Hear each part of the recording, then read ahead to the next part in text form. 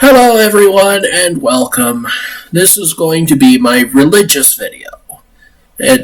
Basically I'm going to break these down into 4 different types of videos. The first types of videos are going to be the video game videos where I'm doing walkthroughs and stuff. The second type of videos will be my lore videos, which will basically just be me covering anything related to fantasy that I want. The third one is going to be my religious videos, which I guess I'll probably call Jesus Time. And so we'll call this episode Jesus Time for that. And the fourth kind of videos will be real videos, which are videos that are where I update the situations related to this, related to anything like in my life if it becomes important for the YouTube stuff, like if I'm going to miss Sunday or something like that. Then I'll try to do that. Otherwise, I'll probably do updates in the form of YouTube Shorts. So I asked God, after praying today, for a random Bible verse, and I did a couple of other random Bible verses and prayers in order to make sure that I believed God was telling me this is what He wanted me to do.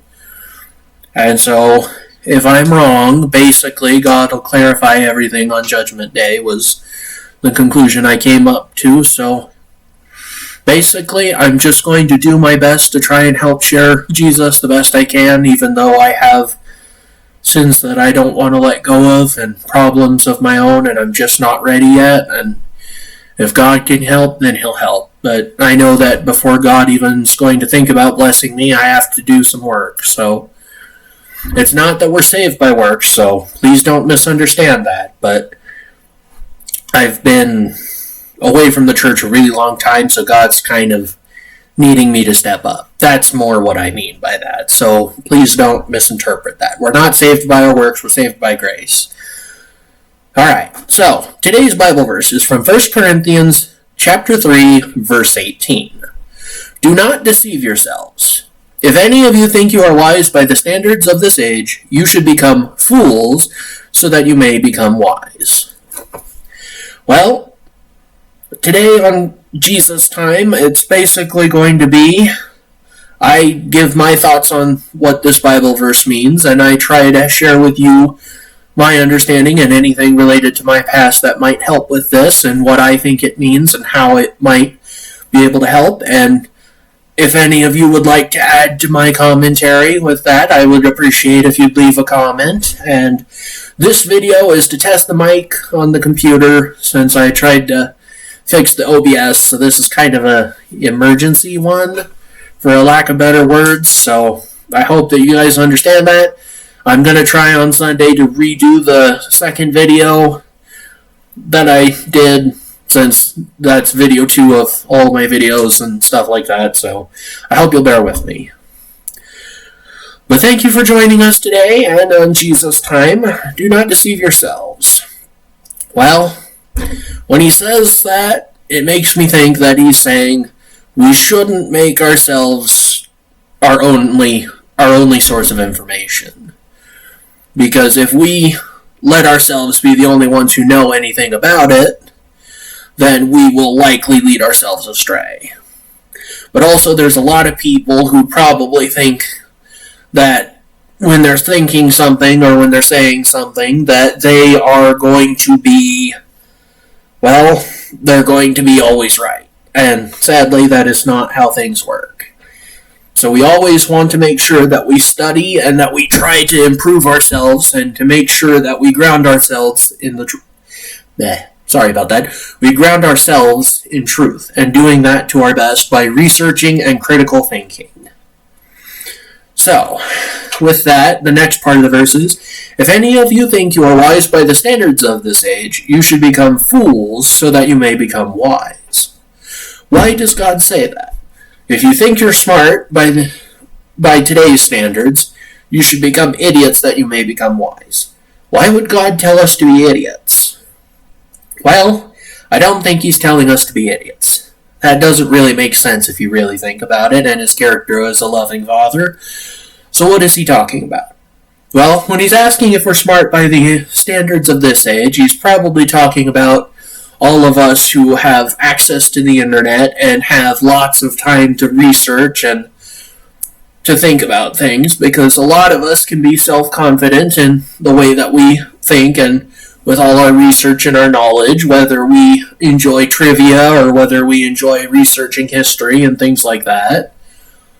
So I think this is more towards everyone, but specifically towards the people that are really proud of being smart and thinking of themselves extremely smart when it comes to lots of book smarts. And sometimes even street smarts. When it says you should become fools so that you may become wise, I think he's talking about going outside the normal standards. Because sometimes some people think things are foolish. Like what? Well, I think there might be some people that think that altruism is kind of silly.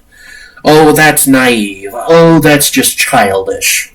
Those aren't really necessarily things we think about these days. A lot of the times when they say, oh, don't be silly, don't be naive, that thing's impossible because it'll just never happen. But if you really think about it, altruism, when you actually do it, if I do good things for me, and I do good things for you, and you do good things for you, and you do good things for me, does anybody really lose? No? Well, a lot of people say, well, but if the one person does good for themselves and does bad for you, then it's more likely that you'll get screwed over and they benefit more in the long term.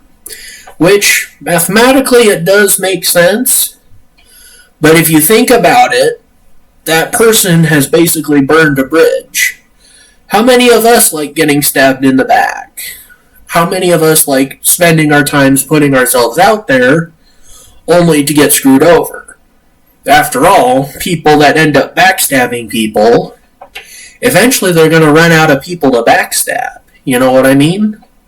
So in the end, what do we think about this other than that? Do we want to work together as a community, like the social people that we are, even though right now we're kind of separated by screens and things, and a lot of the things I think would be cool is if we all were able to do more, like, gatherings. You know, something that I kind of thought was good that kind of disappeared is arcades. I think we should revamp an arcade-style system, where people either can bring their own laptops and stuff, or there's already pre-bought gaming computers and gaming consoles, and people can share in those rooms. Because I remember there used to be a place back when I lived in Colorado that was in Fort Collins, and they had like a gaming cafe kind of thing themselves. So it was really kind of fun, and that could be a social event for people to go, hey, you know what? Let's go out and go to a gaming cafe. If we do that, then yes, we do have to spend a little bit on drinks and food and stuff, but hey, we get to go out. We get to see people. We get to interact with them and not stress about our internet and things like that. Because those kind of places would probably try and pay for the best Wi-Fi that they can and for the best speeds and stuff, so that way they can play the competitive and so that they can attract the customers. Yes, I know that's a little bit of an aside. Sorry, Jesus, this is Jesus time, but when it's talking about becoming fools so we can become wise, I think God's asking us to look at things that we may have said, oh, that's dumb, or it's too childish. It'll never work. So I think he's asking us to say, hey, you know what? This might sound silly, but I think I want to take a closer look and see if we can do anything with this. Because who knows? Maybe there is something that's good that we don't know about.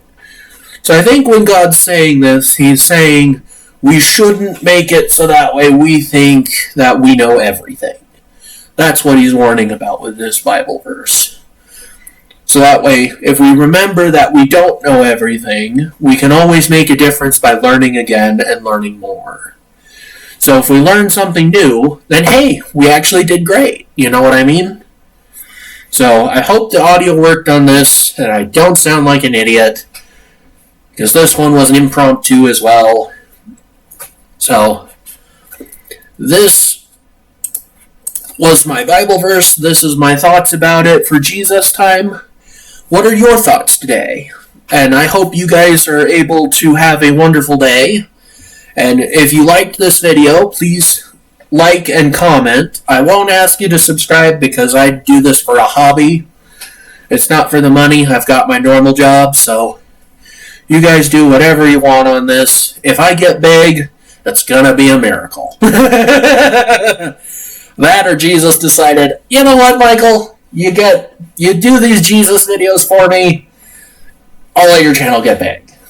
So, who knows? Could just be silliness. But anyway, I hope you all have a wonderful day. God bless. And that is all, my fellow Mythweavers.